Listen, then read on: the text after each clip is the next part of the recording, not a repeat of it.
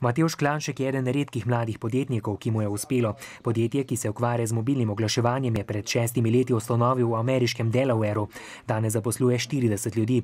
Začetni kapital je pridobil od slovenskega in 2 ameriških skladov.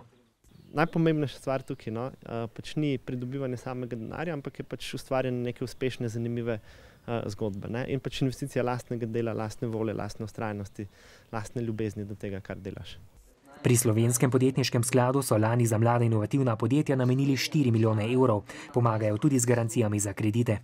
Tako da mi smo do zdaj 1400 podjetjem že pomagali, samo lani 400 podjetjem, tokrat pa v tem tednu začenjamo ponovno z novim razpisom. V bankah so s krediti za mlada podjetja precej zadržani. Pri Novi kreditni banki Maribor so lani pomagali le 10 tovrstnim podjetjem.